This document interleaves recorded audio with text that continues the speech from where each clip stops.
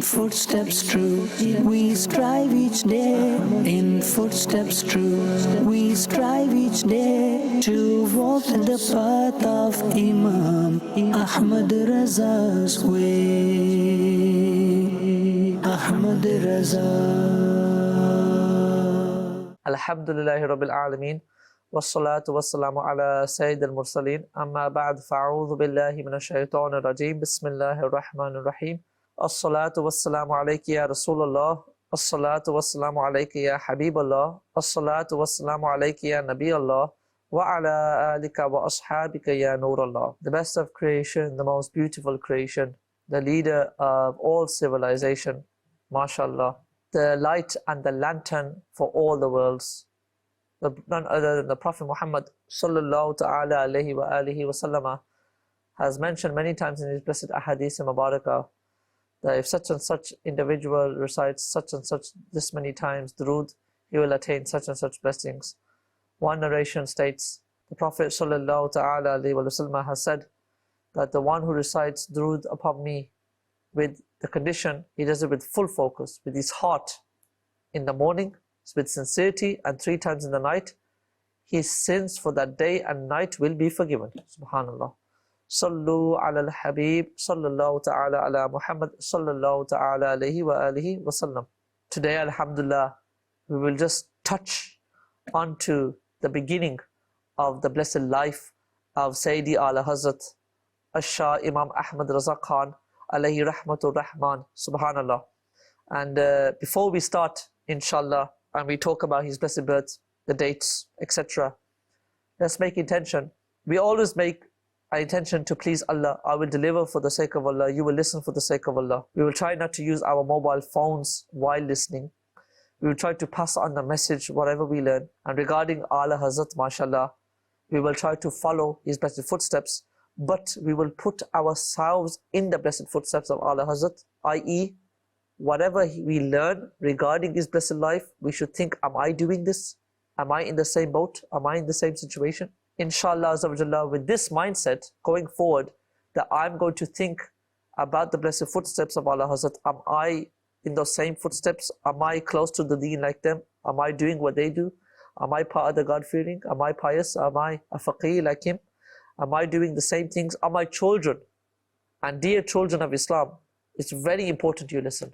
The things I will mention regarding Imam Ahmad Raza Khan, you should have targets like this.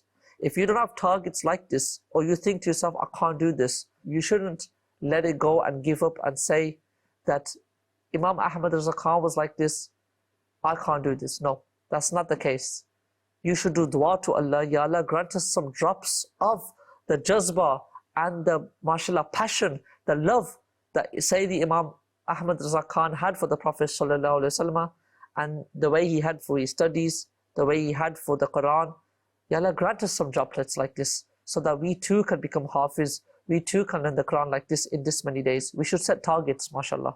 Sallu ala al-Habib, sallallahu ala Muhammad, sallallahu alayhi wasallam. Sayyidi Ala Hazrat, Imam Ahl Sunnat, Imam Ahmad Raza Khan, the son of Allama Naqi Ali Khan bin Allama Raza Ali Khan, mashallah, a resident of Bareilly Sharif. He entered into this world on a Saturday, and the English date 14th of June 1856. Allahu Akbar. It's also mentioned that on one of the nights when Ala Hazrat radiyallahu ta'ala anhu was in the blessed womb of his mother, the father, Maulana Naqi Ali Khan, he saw a dream of Ala Hazrat that he couldn't really explain. He didn't want to speak. And when he shared this dream, the contents of this dream, to his own father, Maulana Raza Ali Khan, who is the grandfather of Ala Hazrat, he said that, mashallah, the summary, the child that will be born in this household will be a huge scholar of Islam. He will do great works of deen, and his name will be far and wide in all 4 corners of the world. Subhanallah. We know this is true. Just look at today. Every Sunni masjid you go to around the world, every, mashallah, especially in the Fazan-e Medina, subhanallah, around the world of Dawat Islami, after every Jummah, what does every scholar, Sunni scholar, imam, what do they read? Mustafa Jane Rahmat pe lakho salam. Mustafa, Sham'a Bazme Hidayat pe lakho salam. Who wrote this? This was Sayyidi Ala Hazrat, Rahmatullahi Ta'ala alayh. So his name, his poetry, his love for the Prophet Sallallahu Alaihi Wasallam, his works, his mashallah, his hard works, his scholarism has reached all four corners of the world. Subhanallah. So this was just regarding the birth and before the birth of Ala Hazrat. Subhanallah. It's also mentioned that Sayyidi Ala Hazrat, later when he, mashallah, grew up, he derived the letters of the following verse and added up the numerical value of his year of birth, i.e. أعوذ بالله من الشيطان الرجيم بسم الله الرحمن الرحيم أولئك كتب في قلوبهم الإيمان وأيدهم بروح منه. And this is the numerical value of all these letters equaling to the year of the birth of mashallah Ala Hazrat. Alhamdulillah. It has also been mentioned, praise be to Allah, if my heart had to be split into two parts, two pieces, then by Allah, I swear by Allah, he takes an oath on Allah that on one part of my heart you will find inscribed La ilaha illallah, and on the other part of my heart you will find Muhammadur Rasulullah. Subhanallah. He further said, praise be to Allah, I have been blessed with victory over every misguidance. Allah Almighty has blessed me with assistance through pure spirit, and may Allah Azza wa Jalla allow this too to be fulfilled. Subhanallah. He then said that these are all the blessings of my grandfather. It is in the Holy Quran regarding the incident of Sayyidina Khizr alayhi salam, of the two orphans who used to live in the house. The wall was broken down and Sayyidina Khizr was instructed to mashallah rebuild this wall. And Ala Hazrat explains that, you know, when Sayyidina Khizr rebuilt this wall for the two individuals regarding Sayyidina Musa, Sayyidina Khizr, when they were traveling together, is a very famous narration. And the wall Sayyidina Khizr alayhi salam built up, it was for one of the forefathers who was a pious individual who left some treasure for his children. Regarding this, it's mentioned that, mashallah, this wasn't the father, direct father. It was many fathers above who Sayyidina Khizr was referring to when he said one of the forefathers of these two young boys, these two individuals, who was pious. Allahu Akbar. So what is Ala Hazrat teaching me and you? When we talked about in the previous episodes, the father who was listening, the grandfather who is listening, what kind of role models are we? Our children love us and they will follow us. If today we pick up cigarettes, they will smoke. Today we pick up drugs, they will do drugs and buy and sell them. Today if we pick up phones, they will do the same. But if me and you today, like Maulana Raza Ali Khan, the grandfather of Al Hazrat, if we pick up the Quran, tomorrow our children and our children's children will pick up the Quran.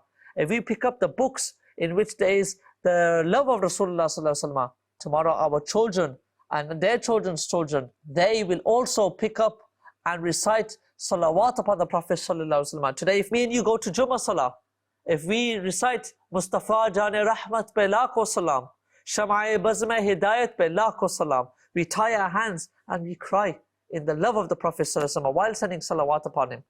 Tomorrow our children and our grandchildren will do the same. Ala Hazrat here said, this is all the barakat, these are all the blessings, whatever I have is because of my grandfather. Subhanallah. Sallu ala al-Habib, sallallahu ta'ala ala Muhammad, sallallahu ta'ala alayhi wa alihi wa sallam. It's also mentioned, mashallah, that when Ala Hazrat was just a child, he approximately finished the Holy Quran at the age of 4 years old. Subhanallah. Today, what are our youth doing? Does your child know how to turn the phone on? Does your child know how to put on games on the mobile app? Does he know how to go on YouTube? Nowadays, 1, 2 or 3 years old, and I'm not exaggerating, I've seen kids, they were able to turn YouTube on and off. They know how to turn YouTube on. If somebody calls on the phone, they know how to turn the button off. They know how to send it to a missed call. They know how to reject the call. And they have little fingers, they can't pick up the phones. Our kids, they're scrolling on the screens, They're going through all the apps, they're unlocking the phone first, rejecting the calls if anybody calls while doing all of this, and scrolling through all the apps, finding YouTube and playing their songs. Allahu Akbar. Gosh, I just wish they could do everything like this, but open the Holy Quran on the phone. Wish they open up something regarding the Prophet Sallallahu Alaihi Wasallam, Durood Sharif, the 99 names of Allah. I wish they could open up on YouTube the recitation of the Holy Quran. Gosh, they could look at the cartoons of, mashallah, Dawat Islami, Ghani's Fatima, subhanallah. We need to make an effort. If we're watching football, cricket, movies, dramas, our kids are going to do the same. They're putting on songs in the house every single day. They're going to do the same. The life of Ala Hazrat, Allahu Akbar, at the age of 4, he finished the Holy Quran. I want to mention a beautiful narration I have in front of me, that there used to be a majzoob at the time of Ala Hazrat. Sayyidi Ala Hazrat was a young child, and he says whoever basically went to visit this old person, this man, this majzoob, this friend of Allah, who is in a deep spiritual state, they would have to listen to at least 50 harsh words before they could speak to him. Sayyidi Ala Hazrat says, I had a desire to present myself in his court, and it was the request of my father, Maulana Naqi Ali Khan, that I should not go anywhere without taking someone with me. However, one night, I presented myself alone before this majzoob. I went and I sat on the ground. He said that this majzoob, he was seated on a bed in his room. I just went and I sat next to him. He looked at me very carefully for about 15 to 20 minutes. Never said anything. Allahu Akbar. Normally, when people went to this majzoob, he'd say very harsh words. You can imagine. He'd shout, scream. But when Ala Hazrat went to him, Ala Hazrat was sitting on the ground. This majzoob was sitting on the bed. He was just staring at Ala Hazrat. And this was 11 o'clock in the night. Finally, Ala Hazrat mentions, the majzoob says, who are you to Maulana Raza Ali Khan? Meaning he mentioned the name of Ala Hazrat's grandfather. Sayyidina Ala Hazrat said, he's my grandfather. He sprung up off his bed without any arrogance, without any attitude, took Sayyidi Ala Hazrat from the hand and pointed towards the bed and said, you sit here. Subhanallah. He made him sit in his own position. And then he said, did you come for a case? Is there anything I can help you with? Subhanallah. The tone changed from 0 to 100. Allahu Akbar. There is a case. We often mention our case to the people of Tawizat about 20 times. But Ala Hazrat, he says, there is a case, but that's not what I came to you for. I came for dua maghfirat, for you to do dua for me, that Allah forgives me. Allahu Akbar. For almost half an hour, dear viewers of Madani Channel, this majzoob who Ala Hazrat came to visit, for half an hour he continuously said, Allah bless you, Allah bless you, Allah bless you, Allah have mercy on you, Allah have mercy, Allah have mercy. After this, mashallah, the middle brother, Hazrat Allama Hassan Raza Khan, the brother of Ala Hazrat, he came to the same majzoob for an issue. So by himself he asked, have you come in connection with a case? He said yes. He replied by saying, say to Maulvi Sahib, it is also mentioned in the Holy Quran, Nasrum minallahi wa fathun qareeb. Allah's divine help and victory is soon to come. Subhanallah. The following day, it's mentioned that whatever the brother of Sayyidina Ala Hazrat came for, Alhamdulillah, straight away the case was resolved. Subhanallah. Sallu ala al-Habib, sallallahu ta'ala ala Muhammad, sallallahu alayhi wa sallam. Alhamdulillah, in the next episode, just like this episode, we are going to talk further about the blessed childhood. No, normally people say Ala Hazrat finished the Quran at the age of 4 and he became a mufti at this age. No, we're going to go into the details. We're going to go into the depths. This is a few narrations regarding Ala Hazrat. Yes, we have learned that he finished the Holy Quran, mashallah, at the age of 4. Gosh, the kids who know how to scroll on the screens, the 1 or 2 year olds who know how to cancel and reject the calls, go onto YouTube and look at these movies and dramas and these shows for kids. Gosh, they could do this and open the Holy Quran. Gosh, they could look at the cartoons of Dawat Islami. I wish this was the case, but it's not, dear viewers of Madani channels and respected elders. Inshallah, in the next episode, we're going to go deeper into the fasting of Ala Hazrat. We're going to go deeper into how he learned the Quran, how he became a Hafiz, and at what age did he acquire certain sciences. Sallu ala al-Habib, sallallahu ta'ala ala Muhammad, sallallahu alayhi wa alihi wa sallam. footsteps true. We strive each day in footsteps true.